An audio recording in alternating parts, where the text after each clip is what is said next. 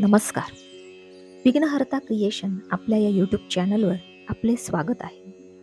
आजच्या भागात आपण चातुर्मासासंबंधी माहिती जाणून घेणार आहोत. हिंदू पंचांगानुसार वर्षभरातील सर्व एकादशींपैकी आषाढी एकादशी ही सर्वात मोठी आणि महत्त्वाची एकादशी मानली जाते.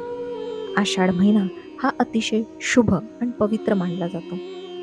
आषाढी एकादशीपासूनच पवित्र असा चातुर्मास सुरू होतो. चातुर्मासामध्ये भगवान विष्णू हे निद्रासनात जातात. या दिवसांमध्ये त्यांची पूजा आराधना करणे अतिशय शुभ मानले जाते. परंतु हा चातुर्मास सुरू झाल्यानंतर कोणतेही शुभ कार्य केले जात नाही, कारण या काळात भगवान विष्णू आणि इतर देव झोपी जातात अशी धार्मिक मान्यता आहे. या काळात कोणतेही शुभ कार्य जरी होत नसले तरी नाम जप, ध्यान, पठण आणि आत्मनिरीक्षणासाठी हा काळ खूप चांगला मानला जातो. याशिवाय चातुर्मासात दान करण्याचेही विशेष असे महत्त्व आहे. यंदा चातुर्मास कधीपासून सुरू होणार?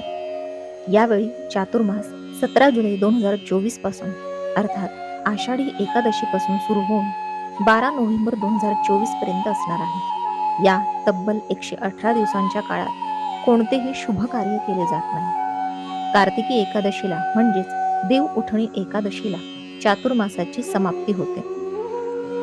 चातुर्मास म्हणजे नक्की काय?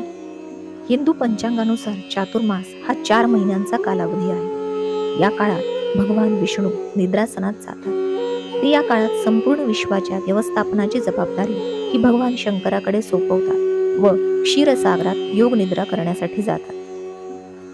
चातुर्मासाचे महत्त्व काय? चातुर्मासामध्ये भगवान विष्णू संपूर्ण जगाच्या व्यवस्थापनाची जबाबदारी भगवान शंकरावर सोपवून योग निद्रेमध्ये जातात. चातुर्मासात येणाऱ्या श्रावण महिन्यात भगवान शंकराची पूजा अर्चना केली जाते. हा श्रावण महिना भगवान शंकरांना अतिशय प्रिय मानला जातो.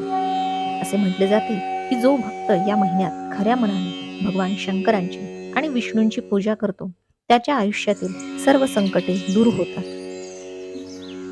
चातुर्मासाचे नियम काय आहेत? चातुर्मासात सकाळी लवकर उठून सूर्यदेवाची पूजा करावी असे सांगितले जाते. तसेच या 4 महिन्यांमध्ये सात्विक अन्नाचे सेवन करावे. तसेच या काळात जास्तीत जास्त दान करावे, कारण या दिवसांमध्ये दान करणे हे अतिशय शुभ मानले जाते. शिवाय या काळात दही, लोणची, हिरव्या भाज्या आणि मुळा खाणे टाळावे. चातुर्मासात गृहस्थापना, विवाह इत्यादी शुभ कार्य करू नये. आजच्या भागात एवढेच. शिवमहापुराणातील कथेप्रमाणे शिवपरिवारासंबंधी आपणास माहिती हवी असल्यास वरील आय बटन यावर क्लिक करून आपण त्या संबंधी माहिती मिळवू शकता. हा व्हिडिओ आपणास माहितीपूर्ण वाटला असेल तर आपल्या विघ्नहर्ता क्रिएशन या चॅनलला लाईक, शेअर अँड सबस्क्राईब करा व शेजारचे बेल आयकॉन दाबा, जेणेकरून नवीन व्हिडिओचे नोटिफिकेशन आपणास वेळेवर प्राप्त होईल. धन्यवाद.